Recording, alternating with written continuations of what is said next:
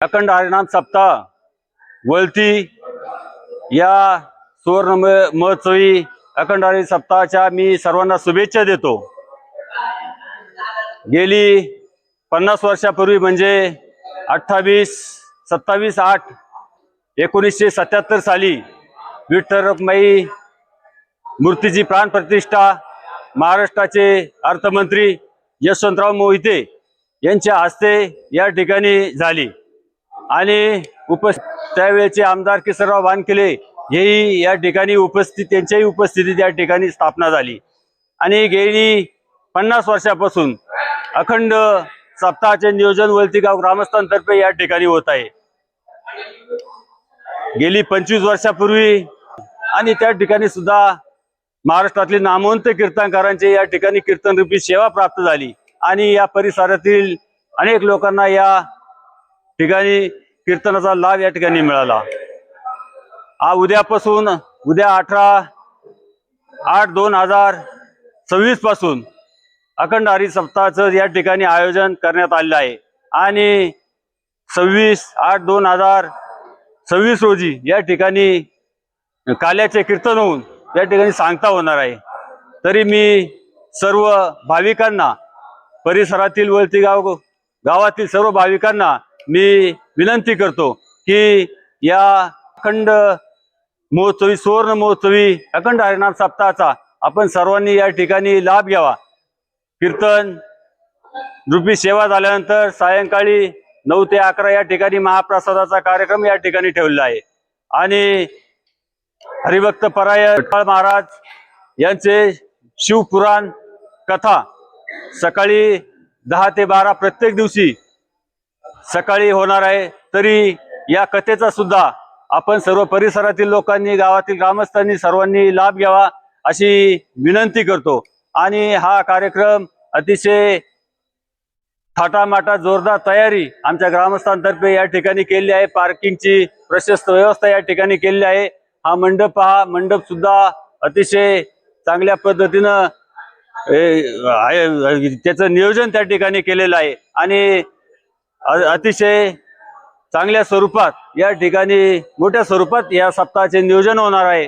तरी आपण सर्वांनी उपस्थित राहावे अशी मी आपल्या सर्वांना विनंती करतो। थांबतो। जय हिंद। सप्ताहाला यंदा तब्बल 50 वर्ष पूर्ण झाले, तर दादा या परंपरेविषयी आपण काय सांगा? खरं तर अखंड हरिनाम सप्ताह आणि आपल्या ह्या वळतीगावच्या ह्या सप्ताह सोहळ्याच्या निमित्तानं यावर्षी 50 वर्ष पूर्ण झाल्याच्या निमित्तानं आपल्या वळतीगाव ग्रामस्थांच्या वतीने आणि सर्वांच्या सहकार्याने हा उत्सव भव्य दिव्य स्वरूपामध्ये या ठिकाणी संपन्न होत असताना खरं तर या सप्ताहाची परंपरा सांगायचं म्हटलं तर 50 वर्ष पूर्ण झालेली आहेत आणि खरं तर आम्ही वयाच्या लहान दशेमध्ये असताना या ठिकाणी मला आठवतंय ज्या वेळेला 25 वर्षाचा कार्यक्रम आपल्या ह्या अखंड हरिनाम सप्ताह मंडळ वळतीच्या माध्यमातून या ठिकाणी संपन्न झाला, त्यावेळेला त्यावेळेचे आपल्या ह्या गावचे सर्व सन्माननीय नागरिक, त्यामध्ये कैलासवासी रामदास शेठ भोर असतील, विठ्ठल शेठ असतील, मनोहर शेठ असतील, मच्छिंद्र शेठ शिंदे असतील, वळतीगावची सर्व ग्रामस्थ मंडळी म्हणजे त्यावेळेला सगळे सरपंच असतील, त्यावेळचे युवा कार्यकर्ते जे काय असतील ते असतील। आम्ही तर लहान होतो, परंतु ते 25वे वर्ष सुद्धा अतिशय भव्य दिव्य अशा स्वरूपामध्ये त्यावेळच्या ग्रामस्थांनी त्या ठिकाणी संपन्न केलं होतं आणि खरं तर आपल्या वळतीगावला असणारी वारकरी संप्रदायाची परंपरा आणि त्या परंपरेनुसार यावर्षी खरं तर 50 वर्षे पूर्ण होत असताना आम्ही सर्व आपल्या वळतीगावच्या ग्रामस्थांनी असं ठरवलं की याही वर्षी आपण असणारी आपली सर्व परंपरा आणि सांप्रदायिक क्षेत्रामध्ये आपल्या वळतीगावचं असणारं योगदान या माध्यमातून आपण हा भव्य दिव्य अशा स्वरूपामध्ये हा कार्यक्रम या ठिकाणी संपन्न करायचा आहे। या कार्यक्रमाची तयारी करत असताना खरं तर गावच्या सर्व युवा कार्यकर्त्यांनी, सर्व मार्गदर्शक मंडळींनी अतिशय चांगल्या प्रकारचं सहकार्य या कार्यक्रमाच्या माध्यमातून या ठिकाणी केलेलं आहे आणि येत्या 18 तारखेला हा अखंड हरिनाम सप्ताह मंडळाचा कार्यक्रम या ठिकाणी सुरू होतोय आणि त्याची सांगता आपल्या सर्वांच्या उपस्थितीमध्ये या ठिकाणी 26 तारखेला या ठिकाणी होणार आहे। भव्य दिव्य असे कार्यक्रम संपन्न होत असताना खरं तर या ठिकाणी अनेक हितचिंतक, देणगीदार, वर्गणीदार, अन्नदाते यांनी अतिशय मोठ्या प्रमाणामध्ये ह्या कार्यक्रमाच्या माध्यमातून या ठिकाणी सहकार्य केलेलं आहे।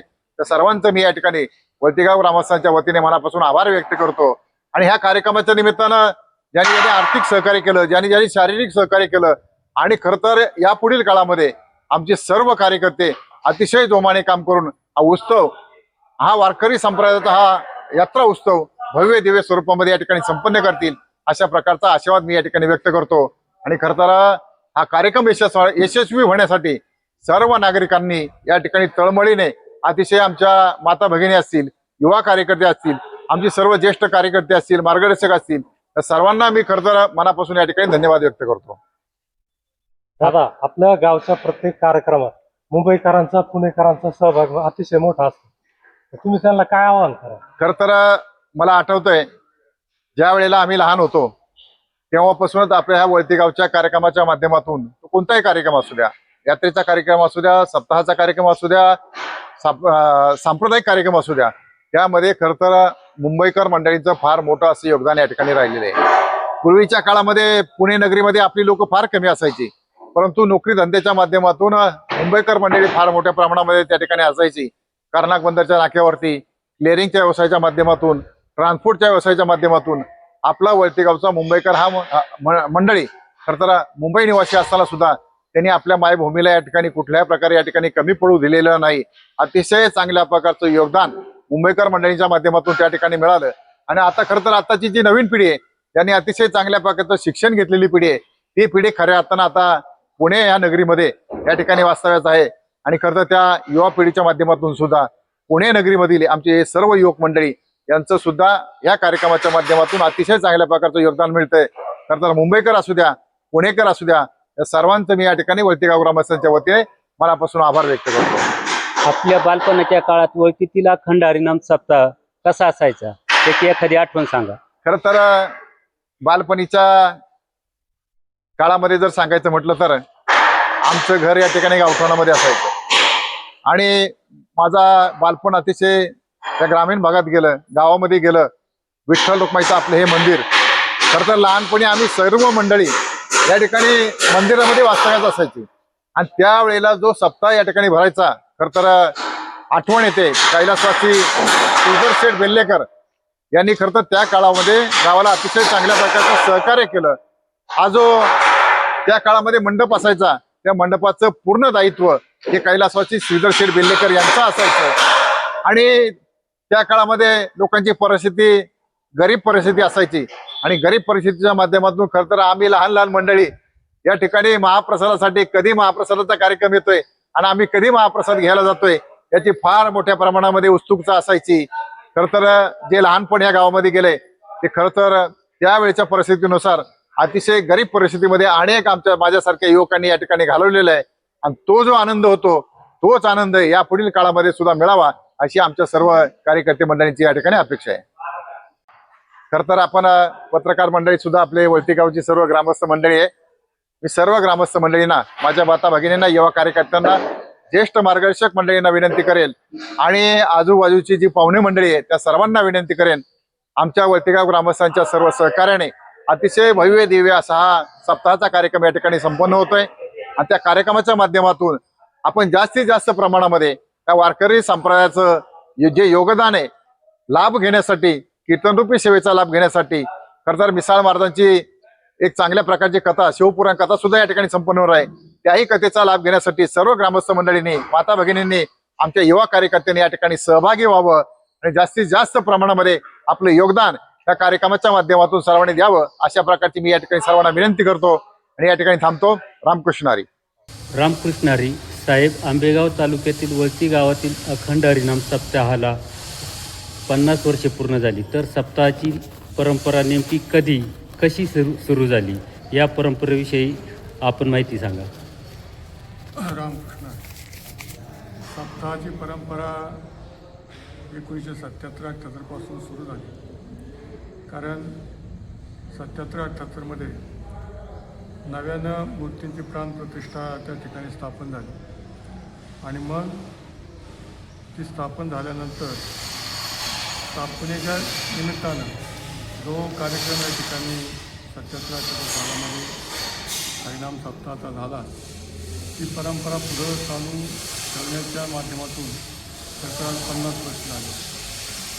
मंदिराचं बांधकाम 1964 साली पूर्ण झालं.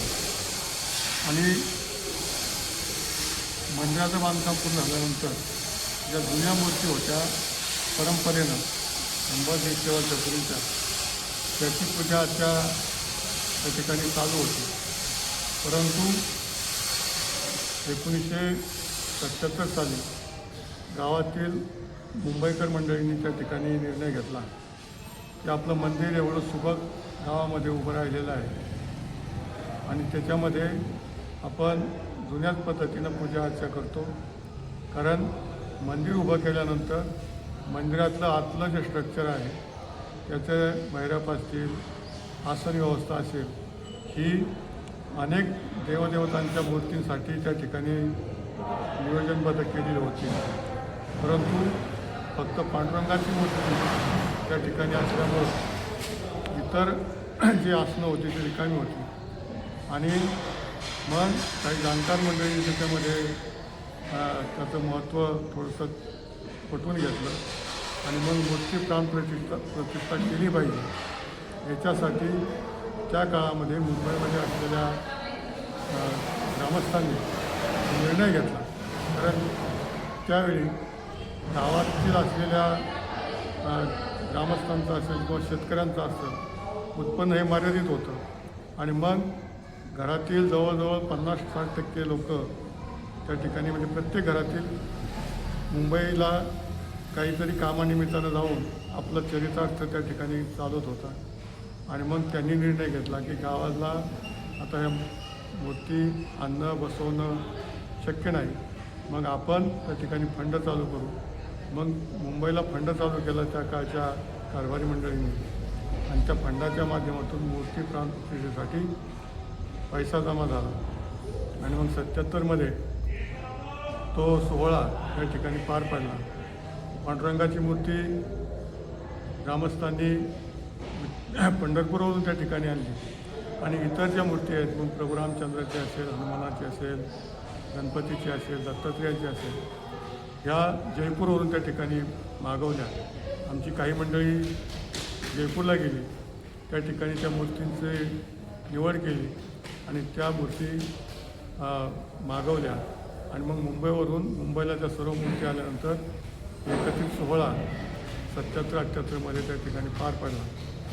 आणि खरं तर सांगायला याच्यामध्ये महत्त्वाचा विषय असा आहे की 1964 साली जे मंदिर या ठिकाणी उभं राहिलं ते मंदिर त्या काळच्या लोकांनी ज्या कष्टातून उभं केलं आणि इतकं सुबक मंदिर आज त्याला 70-80 वर्ष त्या ठिकाणी झालेले आहेत.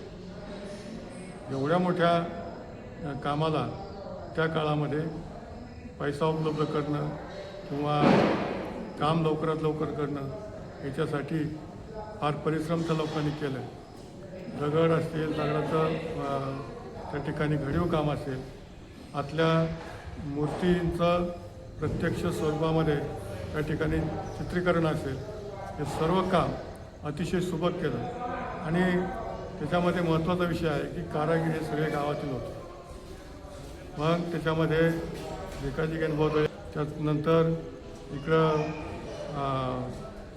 एकनाथ क्षीरसागर असतील, त्यांचे ज्येष्ठ बंधू शंकर क्षीरसागर असतील, त्यांचा मुलगा गजानन असेल, यांनी त्याच्यामध्ये खऱ्या अर्थानं योगदान दिलं आणि सर्व ग्रामस्थांनी त्याही काळामध्ये ज्यावेळेस मंदिर उभं राहत होतं त्याही काळामध्ये काही जी ज्येष्ठ मंडळी मुंबईला होती त्यांनी मंदिर उभारणीसाठी सुद्धा मुंबईला एक फंड चालू केला होता आणि त्या फंडाच्या माध्यमातून निधी जमा करून त्या मंदिराचं काम केलं.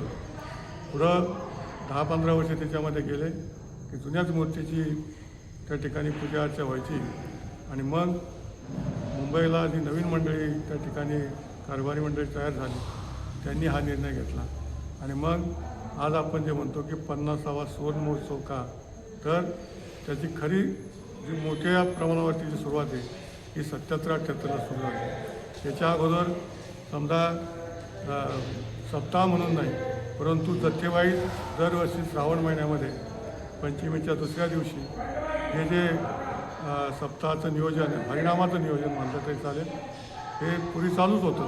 परंतु त्याच्यामध्ये कीर्तन प्रवचन हा विषय काय फार नव्हता.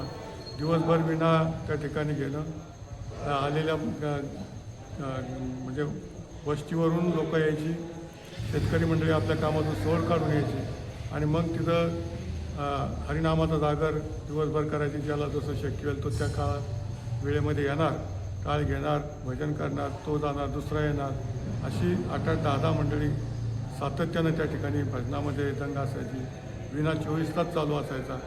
आणि मग त्याचा काय फार मोठ्या प्रमाणावरती समोर होतच असेल असं काही नाही, परंतु खरा त्याची सुरुवात ही प्राणप्रतिष्ठेनंतर झाली.